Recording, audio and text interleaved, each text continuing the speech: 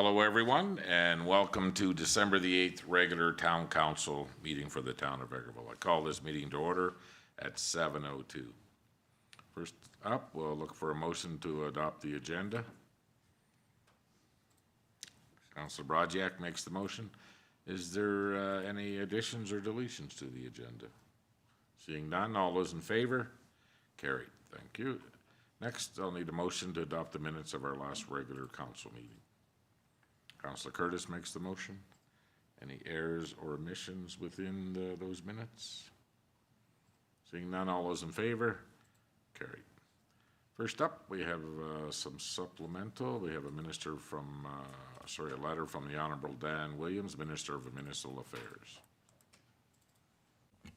All right, thank you, Your Worship. This letter is from Minister Dan Williams, and it's addressed to Mayor McPhee. The Government of Alberta is committed to supporting fiscally responsible, collaborative, and accountable local governments.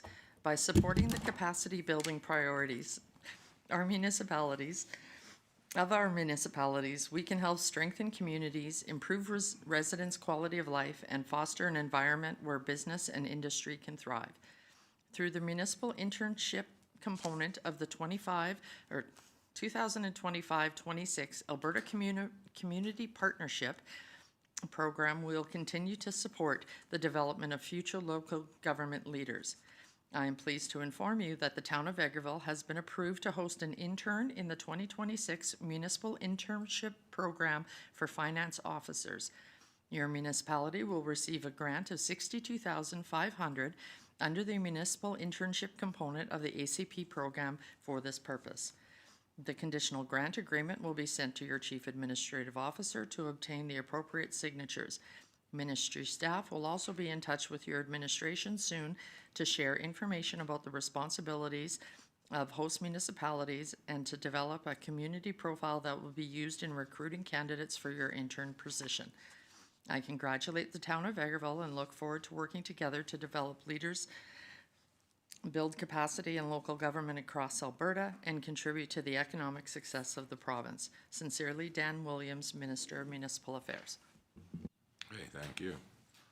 Need a motion to receive and file. Councilor Rudick makes the motion. Any discussion? Go ahead, Councilor Brodziak. So I'm assuming that this would be for a new training position? I'm just inquiring if this will be for a new training position. The internship program has specific guidelines on what the intern is to be working on. This one is for finance, and it's got an accounting vein in it. So there are certain criteria that the intern has to hit. And as spoken about in budget, a lot of what the intern will be doing is working on the ERP program. Okay, thank you. Yeah, and this is not a matching dollar or anything like that. This is just a straight grant for this position. And yes, this is a straight grant for this position. We had it as one of the asks in the budget and to be offset by the grant, and we've received the grant for it. I know that Director Saskew, their department, is really looking forward to working with, and it's not just for 1 year. It's till the grant runs out, correct? No, this would be, well, it's usually for the 1 year from when we get the dollars to, they're usually done by the time not a calendar year, but the 12 months has passed. Okay, any other comments? Okay, all those in favor? Carried. Next up, we have a letter from the National Police Federation. Thank you, Your Worship.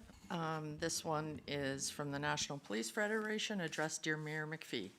On behalf of the National Police Federation, the NPF, and its members, I want to congratulate you on starting your term as mayor of the Town of Vegreville.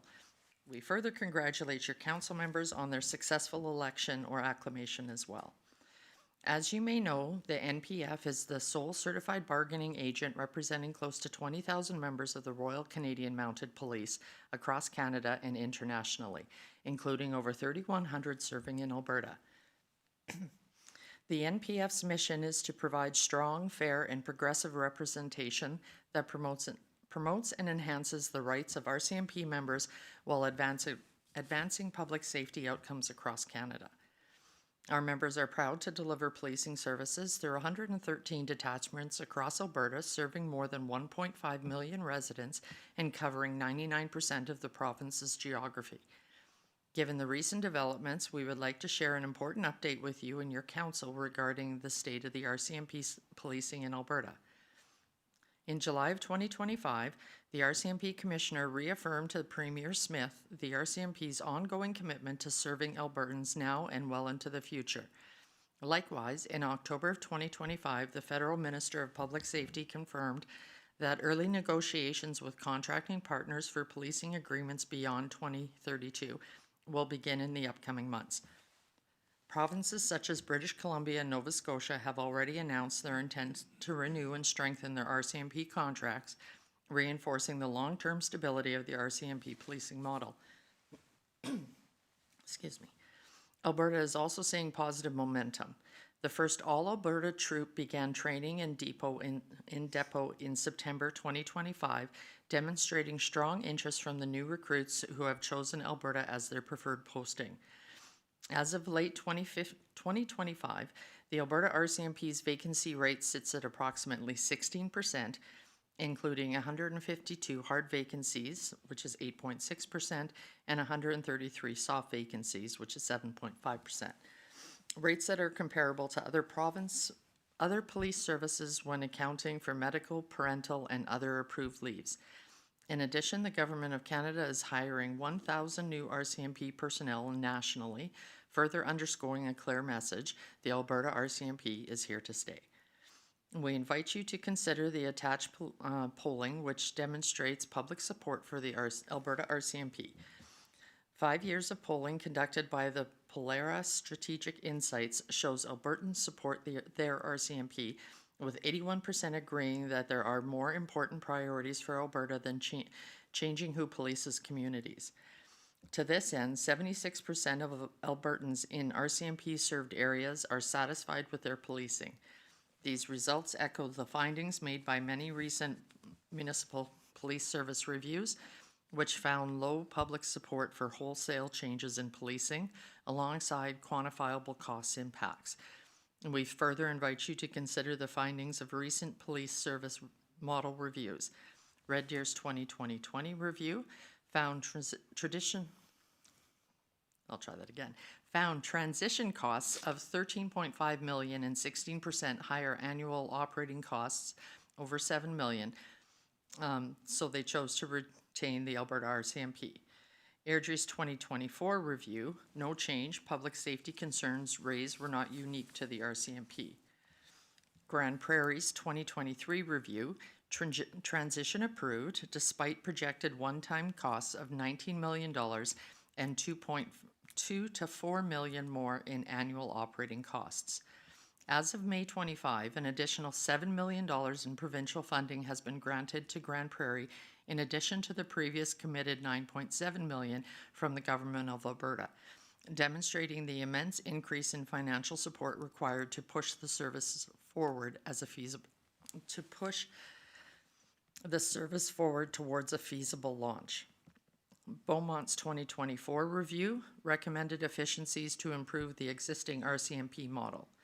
Old's 2024 review found municipal policing costs 57% more in year one, increasing to 84% by year three, chose to retain the RCMP. Rocky Mountain House 2025 review found increased costs were ineffective and the current contract could be better optimized rather than considering a new regional service, an APPS, or a new municipal service. Prior to the 2025 municipal election, the government has announced the formation of the Alberta Sheriff's Police Service, ASPS, unilaterally without consultation with communities, Albertans, or organizations such as Alberta municipalities or the rural municipalities of Alberta. Despite there being no costing, plan, or open-door consultation, government is proceeding with the creation of this service. The only fact we can rely on is that another duplicate service will cost all Albertans more, risking increased property taxes for your community or reduced services for municipalities to fund this experiment. In 2021, the government's own report estimated $372 million in startup costs and $164 million more in annual operating costs for a provincial police service. Today, there are no update cost estimates despite inflation and a major shift in the province's fiscal reality. Excuse me. These developments require a cohesive approach to effectively address in the best interests of communities. If you would like us to present to your council on Alberta's public safety landscape or to further discuss public safety concerns, please contact Mary Ann King, Government Relations Advisor. Once again, we congratulate you and look forward to connecting with you at your convenience. Sincerely, Brian Souvet, President and CAO. Okay, thank you. Maybe you're gonna need a glass of water.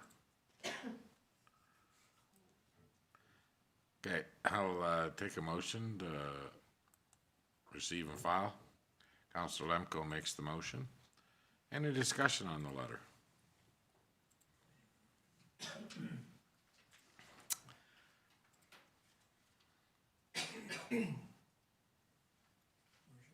Oh, go ahead, Councillor Lemko. Yes, it's quite an informative letter, actually. You look at all the information in there, and lots of it speaks to other communities who have had reviews and chose to stay with the RCMP. I like the numbers that are presented because it opens our eyes to the costs and the future costs to different police service than what we currently have. It's interesting to see. I appreciate it. Well, we don't know what the RCMP costs will be moving forward. We know that in like 6 years ago, they were one of the lowest paid police forces, and now they're the highest in the country. We've seen in our own budget this year, another $250,000 in policing costs have gone up, and that we're working on a 2 to 3% pay raise for them, and I'm sure that they'll probably do a lot better than that. The vacancies are a problem, but I think the biggest thing that is Albertans, we all pay for police costs. We all, in our tax dollars that are collected by the province, and to see this sheriff's department being enlarged, I mean, it's no different than everybody here. With our income tax, we offset the cost of policing in municipalities that are under 5,000. So the county, as town residents, we're throwing in. We're also throwing in for this new sheriff's department, every resident in town. And plus, with our own policing costs soaring as well. So, I mean, it's a triple hit on residents of communities over 5,000. It really is. And it's not gonna get any better. We know what the 5-year agreement looks like that we entered into, and I'm sure next year will be another different 5-year agreement. They're gonna want a bunch more things built into their contracts. So there's no end in sight for policing costs. There really isn't. And, you know, it just, right now, talking to Staff Sergeant folk the other day, we have some members that are already put in for their transfers here that have been here. And we will be stuck with a bunch of new recruits, again, who for the 6 months, first 6 months, are not allowed to even be in a vehicle by themselves. So here we are, again, paying 3 different ways for policing as residents of Vegreville, and we're sort of caught in a bad situation here. Councillor Rudick. I think the other thing that's important in this set of facts that they've shared with us is the point that those communities that have been allowed to experiment on other police forces, for example, the city of Grand Prairie is utilizing grant money from the province, but essentially we're all paying for their experiment and they've already outstripped the cost. and we're not going to find new recruits anywhere. So people that are concerned about public safety or adequately staffed policing component, that won't be assisted by creating another police service, in my opinion. And I think it's pretty clear, just based on the statistics that we see here in our own community, but across the province. And actually, you know, some of the provinces have tried some different methods, and I'm not certain that we've got it quite right now. So it's unfortunate that, as you said, the rising costs in policing is seen across the country, and it's not being assisted by creating another police force. Yeah, like, if you look at municipalities, Camrose is a good example. I think they've been 15 years or so, or maybe even longer with their own police force. And at the time, the transition costs were nowhere near what it costs today. And the good news is here is that we have one class at Depot right now that's all Albertans. And hopefully they'll all come here, because other graduating classes, we've seen where one cadet or one person would come to Alberta out of the whole class. So we're still doing monthly checks at our detachment, right on, yeah, because we do have some people out on leave again here, so. It is what it is, and, you know, as taxpayers, until they start getting more upset and going to the province and saying there's gotta be a better way, a fairer way of distributing, you know, collecting taxes, you know, for, again, we're in on the RCMP in town for 70 cents on every dollar. We're in our regular taxes as Albertans to helping all other municipalities, and we're also in on the new sheriffs too. And it's just, it's not fair that we keep getting treated this way. But I would imagine Councillor Broadjack will bring it up again at the next Alberta meetings, and Yes, I will. yeah, there's just no end in sight for police costing. And, you know, we need policing. I do hear from people in rural outside that the sheriffs, they believe the sheriff's department will help, because the reaction time by the RCMP is that slow. But the sheriffs don't have, well, they do, I guess they have detachments for highway traffic acts, but I don't know. It's a no-win situation right now, and I would say like 250,000 we've seen this year, and again, policing is the biggest thing a single thing on our budget, and I'm sure the next year we'll be looking at another 250. So $500,000 in 2 years that we need to collect in taxes, or just stop doing capital projects. We just can't afford even to pave a road or fix sidewalks anymore, just where we're at paying for policing, so. Okay, all those in favor? Carried, thank you. Okay, next up, we have the 2012, 25, 26 fees and charges bylaw. So since we don't have Director Saskew here, you'll be moving this one forward. Yes, I will. Thank you very much, Your Worship. Okay, so this is bylaw number 12 of 2025, which will be, the short title will be the 2026 Fees and Charges Bylaw. We had discussed this particular bylaw at the budget meeting held on December 3rd, and we've gone through all the schedules at that time, so all the changes have been made. So this is the bylaw being presented for discussion this evening.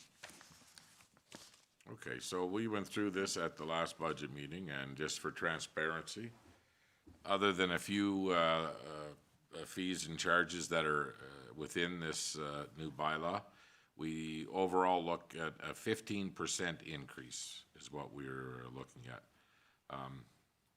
Some of the fees that we were charging were well below other municipalities. So even with this 15%, if we look at the per capita costs for everything that's covered in this bylaw, we are still in the median of municipalities that are in our size. Yes, that's correct. Even with a 15% increase, we still fall below the median. And we look at the prices at some of our rec facilities and stuff that we dropped during COVID.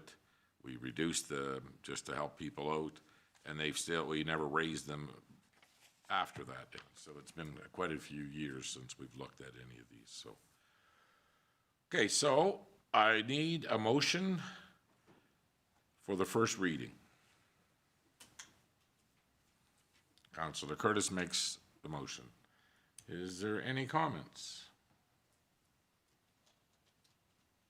Nothing? Okay. So seeing none, all those in favor? Carried. I'll need a motion for the second reading. Councillor Wawa makes the motion for the second reading. All those in favor? Carried. I now need a motion for unanimous consent. Councillor Jagalik makes the motion. All those in favor? Carried. And now I need a motion for third and final reading. Councillor Rudick makes the motion. All those in favor? Carried.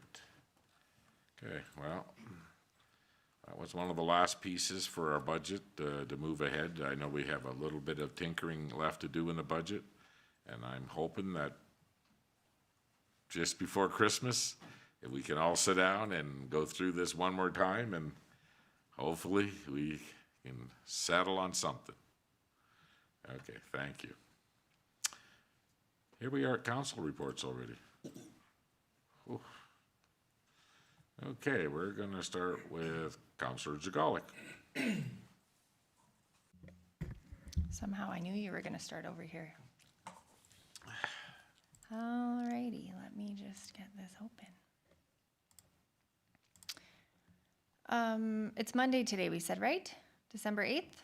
Correct. Okay, so the last 2 weeks, been fairly busy. On November 25th, I had a brief meeting with FCSS just to get a solid understanding of their fourth quarter presentation before we finished our budget.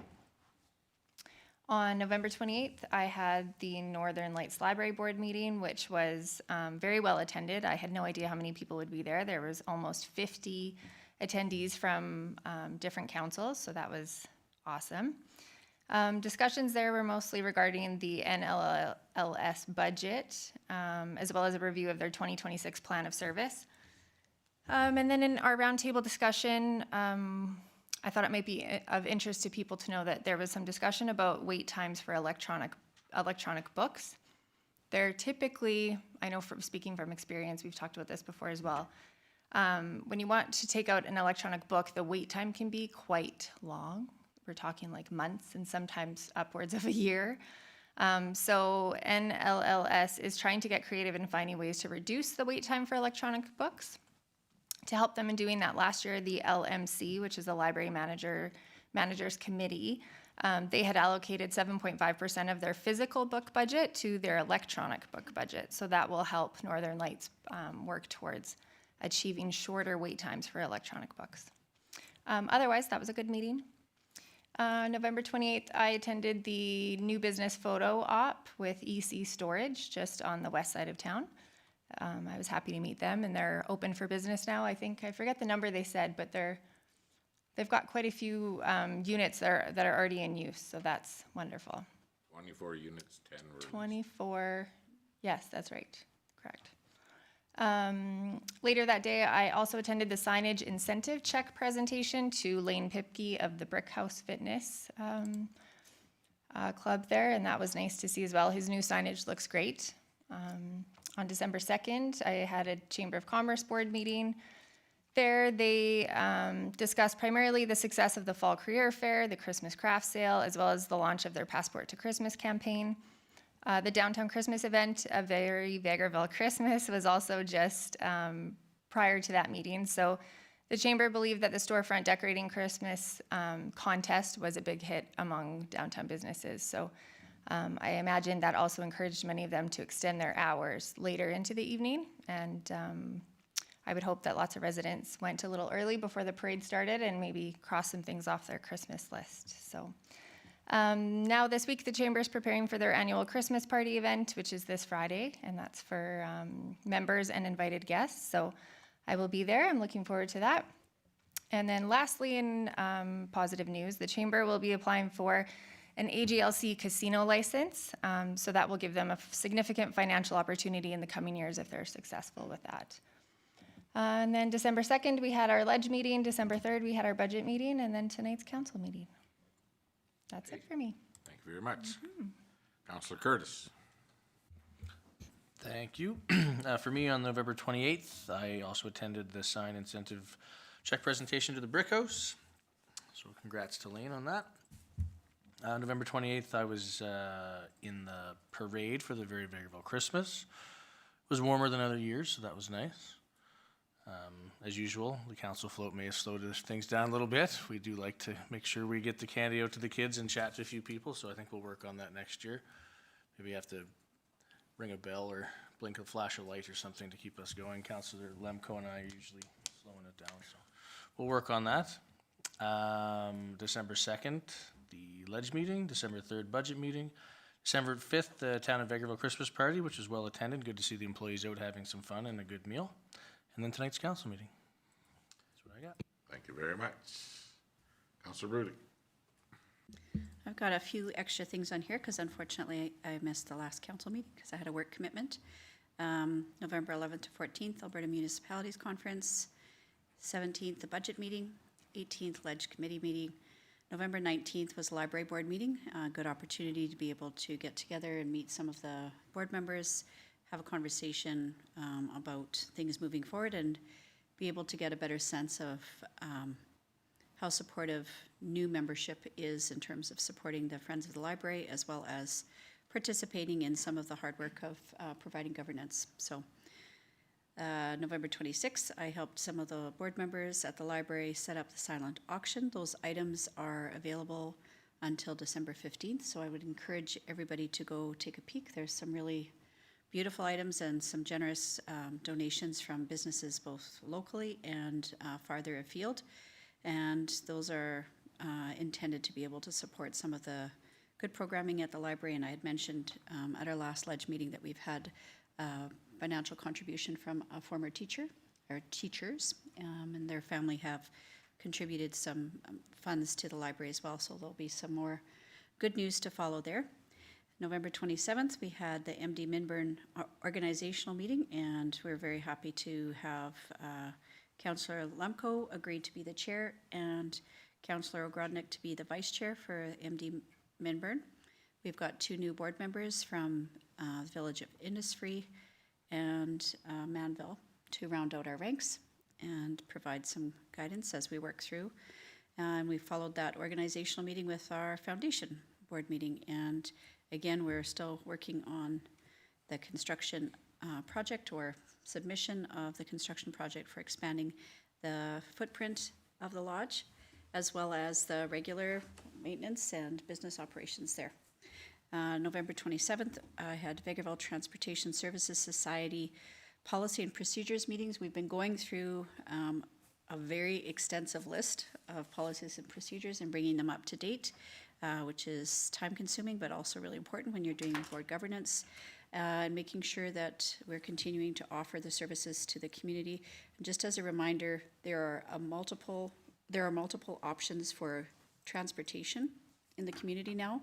New businesses that didn't even exist a year ago, for example, but VTSS was founded originally in FCSS and then eventually graduated out of that department as a self-operating nonprofit, and its mandate is to provide low-cost transportation services to seniors as well as those that qualify for low income. So just as a reminder, one of the things that we've been working on as we're working through policies and procedures is how to actually apply and modernize. So expecting people to show up with a pen and paper and drop it off at the hospital where the office is maybe not a modern procedure, but there also needs to be some way to be able to manage that. So working through those details, and encourage anybody that is interested in applying for VTSS vouchers or to get service to medical appointments out of the community or else within the community to contact VTSS or myself or one of the board members.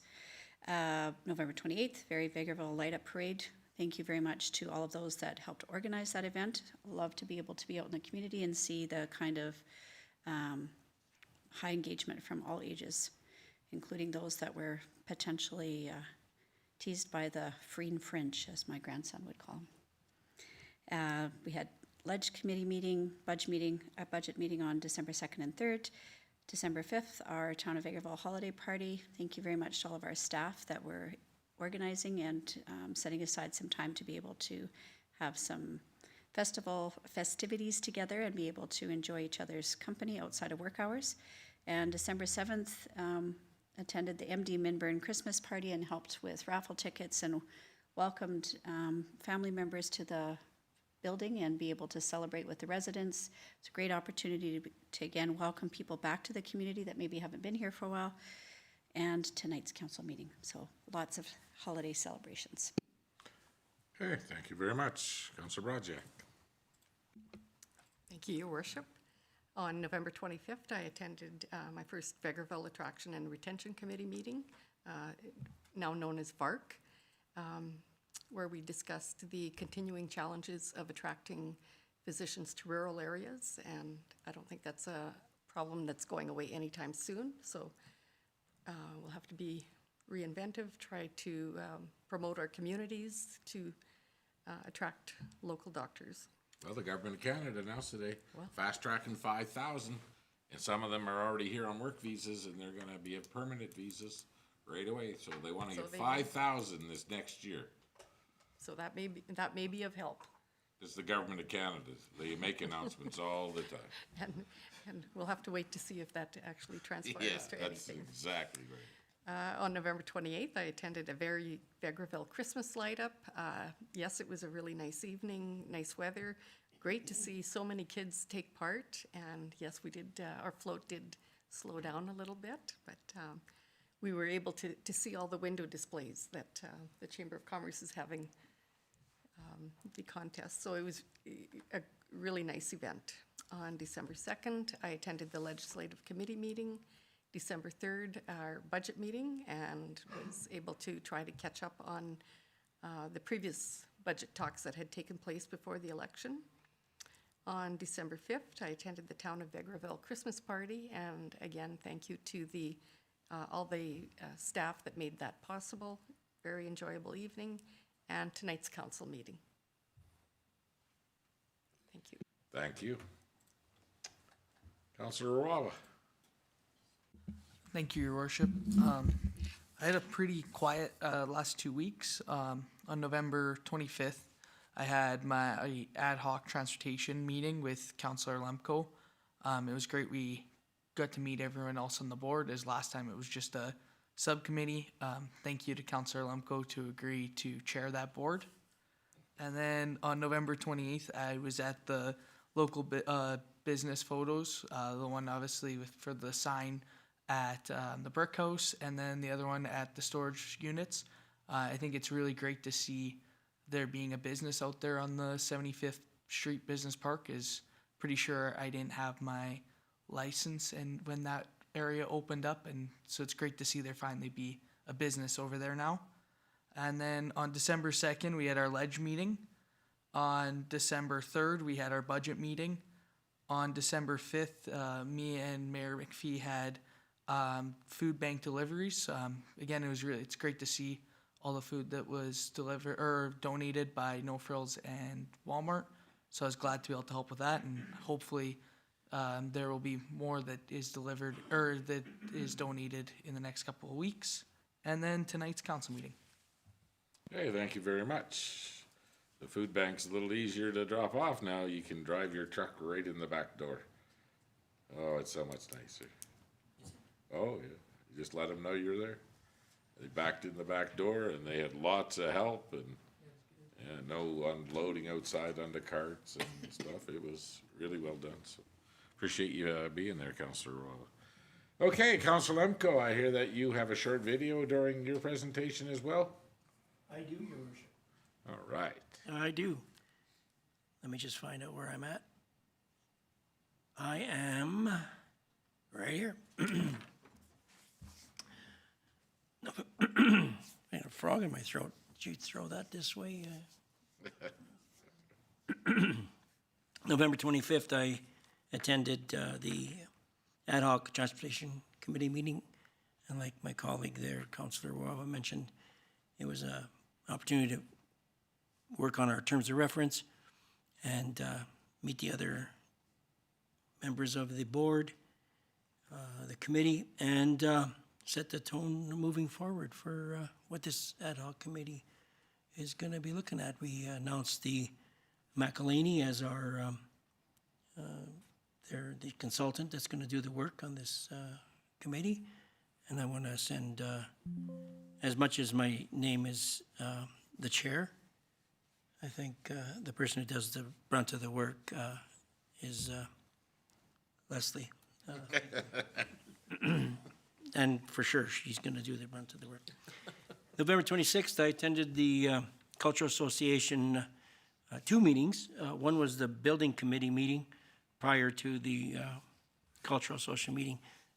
The Building Committee, we're putting a grant together, application for funding for upgrade to the inner of the building, like the offices and the kitchen and the bathrooms. So that the grant's going to go in here, actually, hopefully this week. So we had some work to do with getting support letters and updated quotes and some of that stuff. So kudos to that committee who's doing a brunt of the work there. And then the Cultural Association meeting, a lot of the organization for the upcoming festival and committee reports and that. So it was a lengthy meeting, started at 4 and got home at 10 to 10. November 27th, the Minburn Foundation Organizational and Board meeting. And we spent, our first portion was the organizational meeting. And then in our board meeting, we're doing a lot of the budget discussions on what that looks like. And I believe this Thursday at the next meeting, we'll be passing the board budget and some of the other things. 28th, the plaque presentations and the sign incentive at, again, the storage on 75th and the Brick House Fitness. 28th, I was able to march in the Vegreville Christmas Light Up Parade. I was fortunate enough not to be riding on the float with Santa because I heard it was really cold on that float. December 2nd was the Ledge meeting. The 3rd, the budget meeting. Again, on the 3rd too, His Worship and I rode into the city to meet with MLA Homniuk and Premier Smith on the Ukrainian settlement in Alberta. We're hoping to get some announcements of what's coming down, and that wasn't what it was about. There was no time, really. MLA Homniuk and the Premier had us 20 minutes because they were in session. They had to, the buzzers were ringing, the bells were ringing, and couldn't hear the presentation at all. So it wasn't as good as it could have been. So we traveled home. December 5th, the Town of Vegreville Christmas party, and thanks to the organizational staff, the committee that puts that on, and all those people who attended. It was a lovely meal and a good time. And then the 7th, the Homestead Lodge, MD of Minburn Foundation and the Homestead Lodge's annual Christmas lunch. Music, lovely to see family come to celebrate Christmas with their loved ones in the lodge and the extended family that created. And kudos to the staff there. They put on a meal second to none. I would have stayed for supper too if I could have ate any more. But it was a great afternoon, and thank you to the organizers of that. And tonight's council meeting, but before I do that, I turned it back at the meeting on the 3rd with at the Ledge. I was able to connect with a fella from, I got his name from, he's Dr. Alexander Pankiev. He's a professor at University of Alberta, and they've put together a documentary. It's called The Horizons of Belonging. And they want to bring this documentary for us in February to commemorate 4 years of the beginning of a full-scale invasion in Ukraine by Russia. Started in 2022, if you can believe that's been that long. Horizons of Belonging is a documentary that follows the plight of 4 families in 2 Canadian cities, Edmonton and Calgary. And over the course of a year, as they work to rebuild their lives in the aftermath of a Russian full-scale invasion. Through an intimate observational lens, the film explores what it means to lose a home, begin again, and hold on to one's sense of self in unfamiliar surroundings. The documentary brings attention to deeply human stories unfolding far, far from the front lines. So they're hoping to bring this, and we're looking for some council support here just to acknowledge that it can be held here and that kind of stuff. I'm going to meet with the Vegreville Area Stands with Ukraine on Thursday, and we'll look further into this. There's no cost for the documentary for us. The cost would be associated with setting it up, a venue, and all that kind of stuff. And I'll work with the Stand with Ukraine committee, and I think it's important to share this. And we had a number of families from Ukraine that have come here and live here, make their homes here. This is be an opportunity for us to show the community. And you know, the Ukrainians aren't the only ones that have left war-torn countries to come to Canada. And the plights of those are similar to this. This is just a reflection on our Ukrainian families that have come. And I do have a trailer to share with council here, if Jameson, if you'd play that.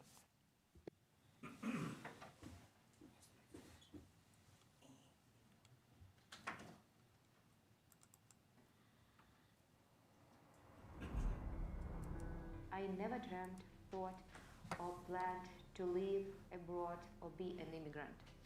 I like this. Почали штурмувати атомну станцію. Я це бачив, я це чув. Я якось випадково потрапив на інформацію про те, що Канада відкриває двері для українців.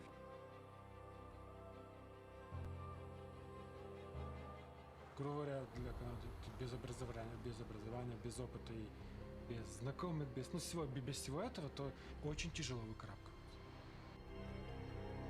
Today in Canada, we are not refugees. We are full-fledged individuals with our history. А не просто втекти і втратити власне я, ось це українське я, тому що я є українкою і я дійсно люблю свою державу.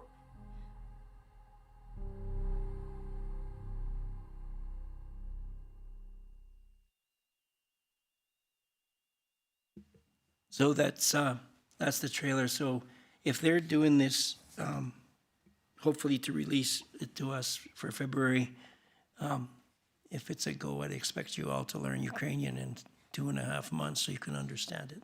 No, it's got the captions underneath. So stay tuned. I will be talking with the Stand with Ukraine folks, and let's bring this to town to share with our community and see what it's like. Excellent. Very good job. Okay, well, thank you all for what you do every day out in the community. So myself, on November the 26th, I had a Teams meeting for the John S. Patouk Water Commission. And we were discussing with our legal and stuff on the decision that's coming from the Alberta Utilities Commission and what it would look like moving forward. Also on the 26th, I had a Crossroads Economic Alliance meeting, and it was a good meeting. We looked at some of the grants that we'll be applying for this year. We also seen the first look at the new developers package, and I do believe that we have received that now. So we'll be sharing it with council, and hopefully we can get that up on our website. And shortly to follow is the newcomers package, and each one is tailored to each of the individual communities. So everything will be in there, like, and I want to thank Dale's department. There was a lot of assistance putting that together with Crossroads. You know, it's not just, you know, where's the best restaurant. It's everything, where each each type of religion, where they practice at. And, you know, it's right down to almost babysitters in there, where you can find everything new in your community. And, you know, if somebody's new to your community, we don't have the welcome wagon anymore. But to have this one file that you can just go to and collect it all. And I think everybody's going to be impressed with the developers package. It lays out anything that you need to come here to start a business, to develop a business, the contractors you'll need, how to reach over to Director Lefebvre's department and everything. So it has a lot of information, stats on this, the county of Minburn and what's within it, and the employees and what type of employees that we have. And so Jameson will be sharing that with everybody here right away. And I want everybody to take a look at it, and it's something that's really going to assist us moving forward as we're looking at different developers that are coming to town. On the 27th, I had another meeting with the John S. Batouk. And this was, as the chair now, I have to meet a couple times a month, go through our bills, meet with our contracted services and stuff. And I don't think I have another one on here, okay. But since then, I would say on Thursday night, I received a copy of the outcome from the Alberta Utilities Commission in our 10-year battle with the Northeast Water Commission. And everything that we've stated that was in the contract, they've upheld. So we will see, starting right away, we're going to be giving a new interim a water rate to the town before the end of the year. It's what the commission, the Utilities Commission said we could start. And so it's probably be about 18 cents a cube cheaper. And I would expect that we are going to be much cheaper than that once the new water supply agreement is met. We need to, this is going to be a long, so we have not paid them other than APCOR's costs since 2024. And they have been charging us 32% of everything that in their commission, everything they do.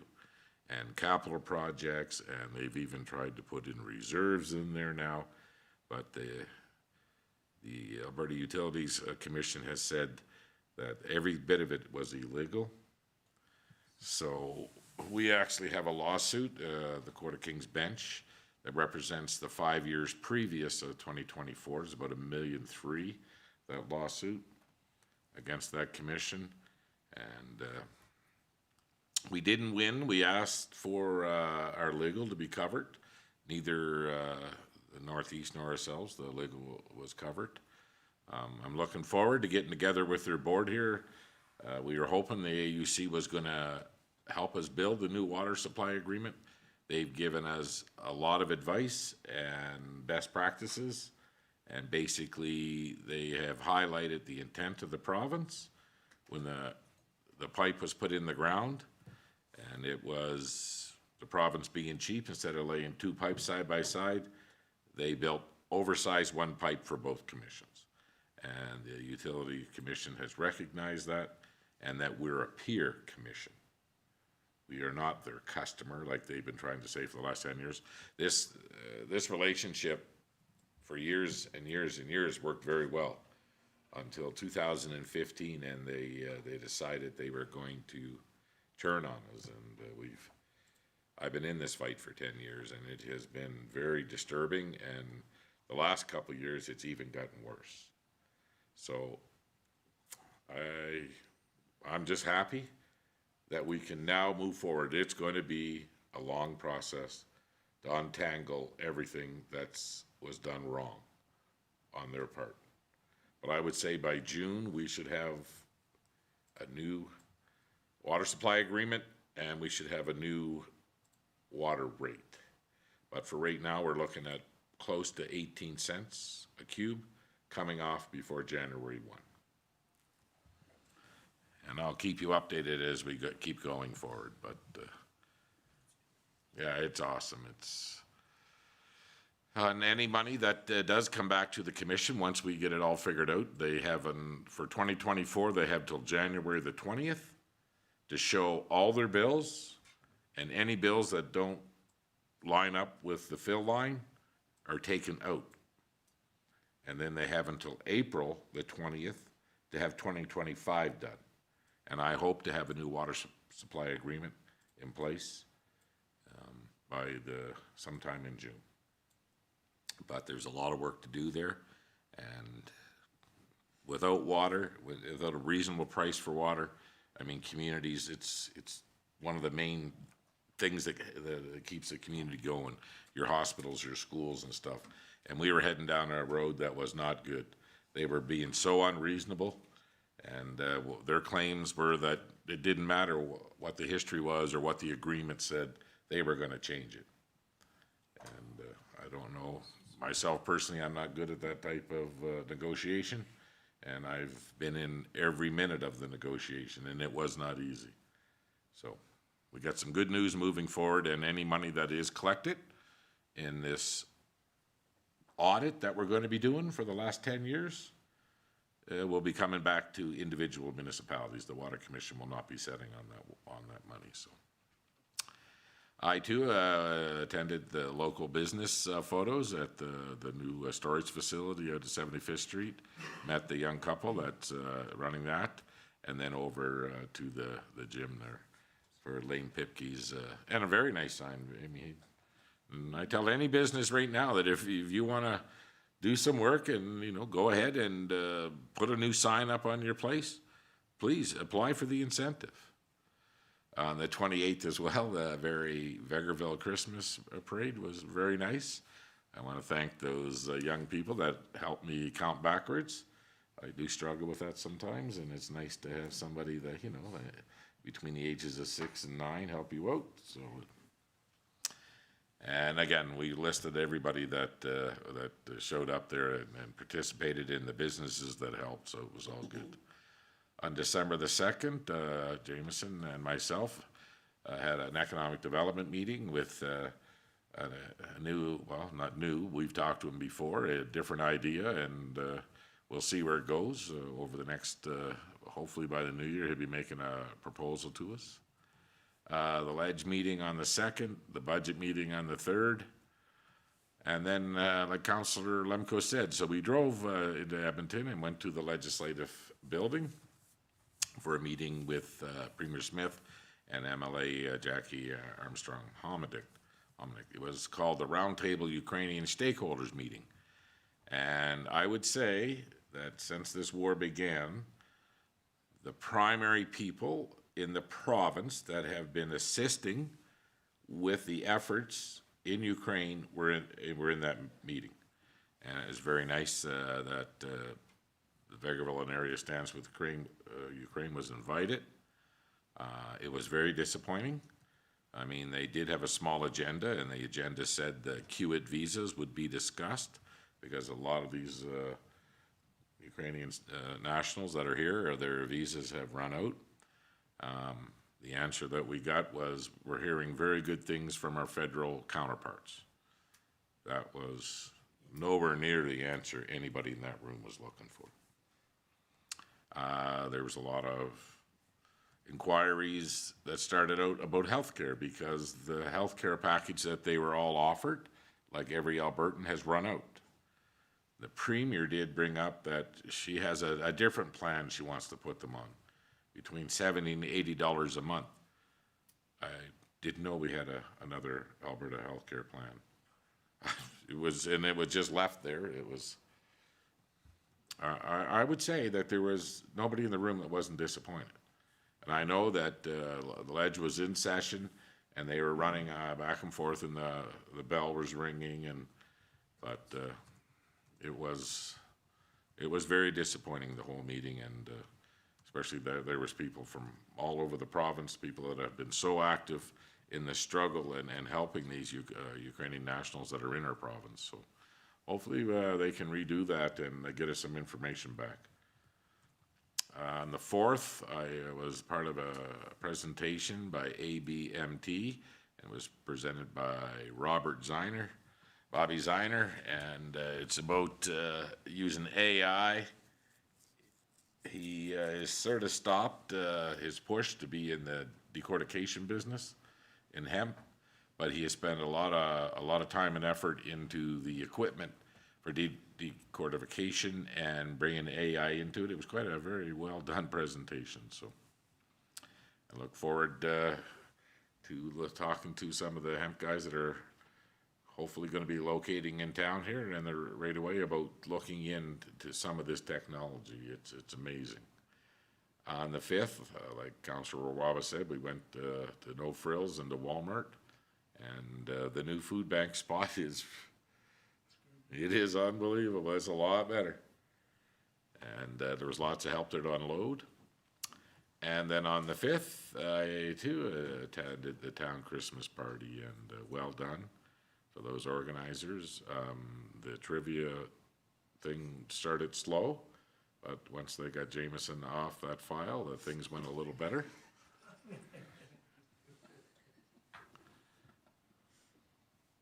I think Leslie and Sabrina did a really good job pulling that off, and Director Saskew was one of the MCs for the night, and it was pretty good. There was lots of digs at each department individually. It was fun to watch the banter back and forth. So. And I met again today with lawyers. I was supposed to have a meeting tomorrow with Northeast Water Commission, but since they've read the outcome of the AUC's decision, they need time to take it in. So I said, sure, that would be fine with me. Hopefully we'll meet soon. So that's what I've been up to in the last little while. I know coming up, we got next week is really busy for council. There's no doubt about it. And hopefully those that can make it to the seniors events, the Oranges, is going to be a lot of fun. Always is. There's usually more tough questions there than there are at the political forums during an election. So come there and be ready to answer questions. So. And that's my report. Is there any other business of council? We have no closed session items?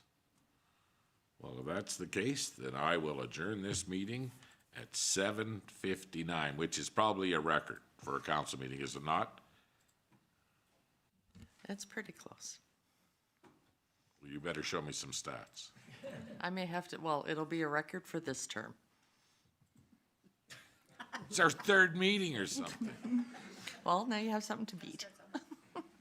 Okay, well, now we know. This is the target. We can get to this every time. Okay, well, thank you all.